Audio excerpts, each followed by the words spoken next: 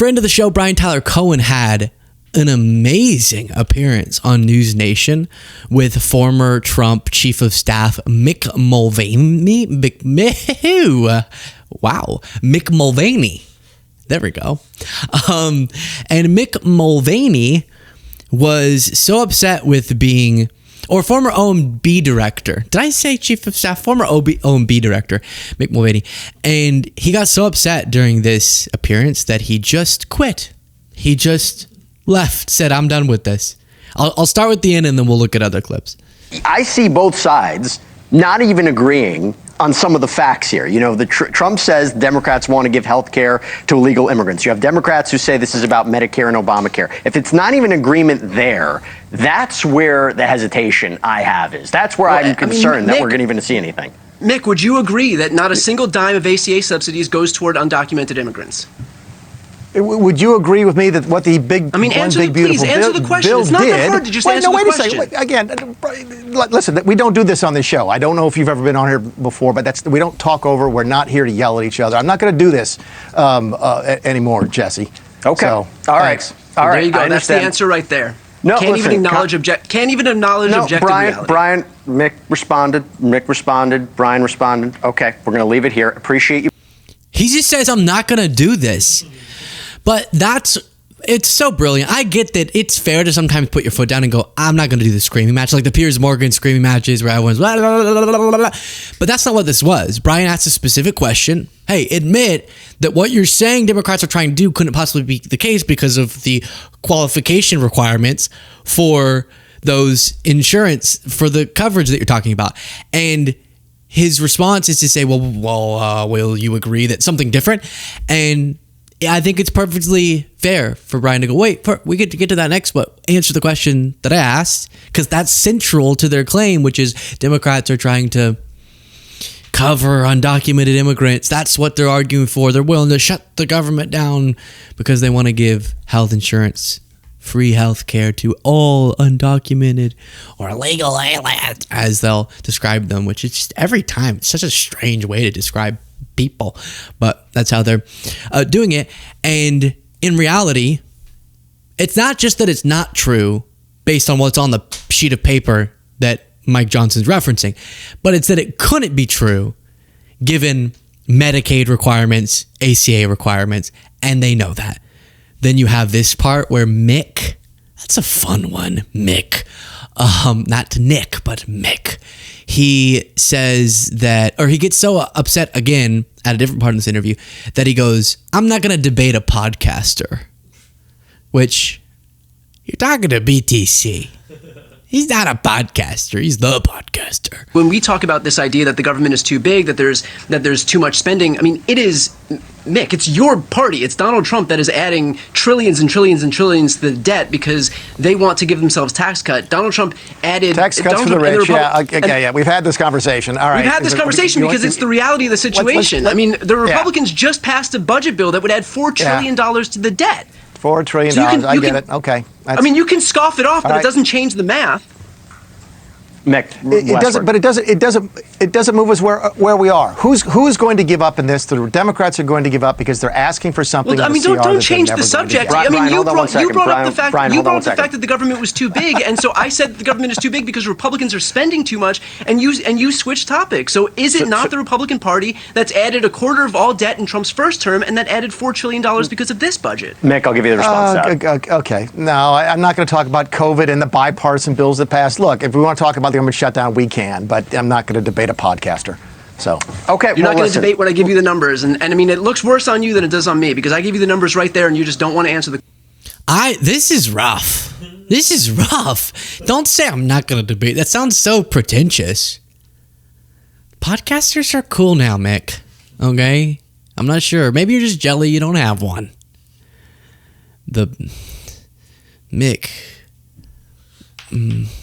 What's a name we could name if you want to pop? Mick Mondays with Mick. There we go. You could do a Monday podcast, Mondays with Mick, and you could talk about all your things, and you're just jealous that you don't have, I don't know. But I mean, so that part's just personally kind of irritating, but a point that is not brought up enough, and that's why I love that BTC did bring it up, is that so central to so many of the Republican arguments is that we're not fiscally responsible and our debt's out of control. And that's perfectly reasonable to bring up. But if you put that as your top issue, you would then be forced to vote for Democrats, not because they're perfect on it, but because they are better historically on that topic than Republicans. But the people who most frequently repeat fiscal responsibility and the debt, then go on to support people who have a worse record on the debt. And we don't have to go far back. I mean, we could if you want, like a whole century, but we don't have to go very far back in history. We could go like a few weeks ago to Trump passing this historic, gargantuous. What was the thing they described? Some headline described a teacher as gargantuan. I was like, whoa, gargantuan increase to the debt.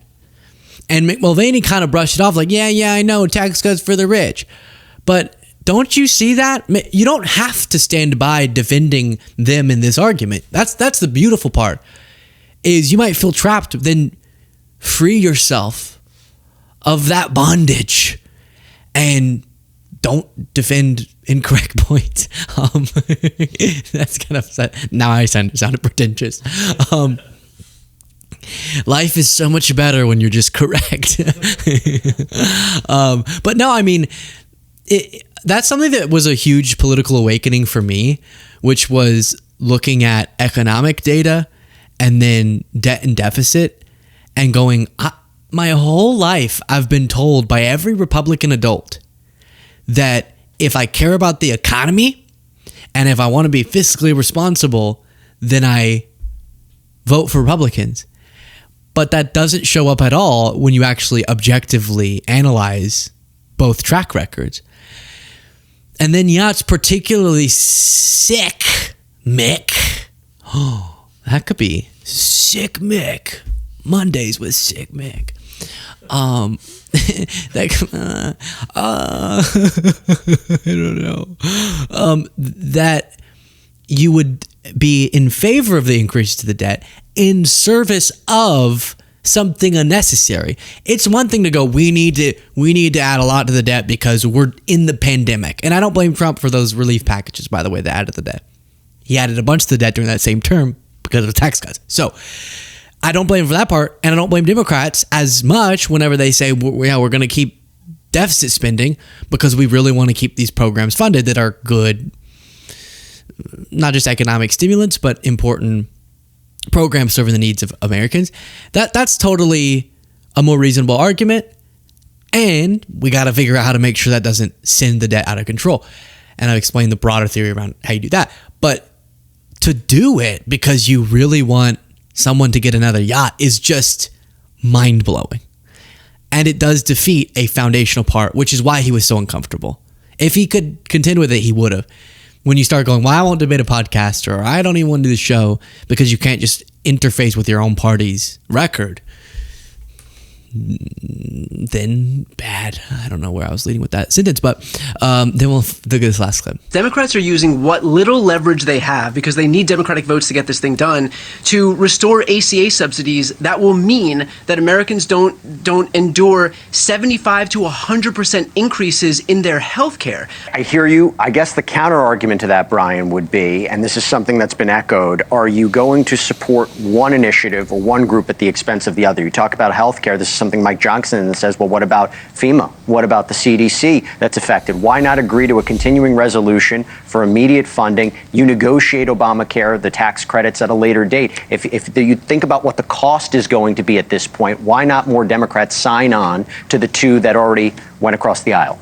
Because they know Republicans won't negotiate those things. This is the same Republican Party that just cut $1 trillion in health care from Americans. Do we really think that these are the people that are going to come down and sit at the negotiating table to make sure that we can restore these ACA subsidies? This is the same Republican Party that just cut Medicaid from 17 million Americans and food assistance to the tune of $350 billion. Those are the people that we're going to trust when they say, don't worry, just sign on to this continuing resolution and we'll definitely get onto the negotiating table to make sure that Americans get health care. These people have shown you who they are. At this point, we have to believe them. Gosh. On fire. Was he, sorry, have to. Drinking Pep? Drinkpep.com. Get yourself an energy drink that serves your gut and doesn't have all of the nasty artificial sweeteners and junk in it. Family business. Drinkpep.com. Deliver it straight to your doorstep. Thank you all so much for supporting that.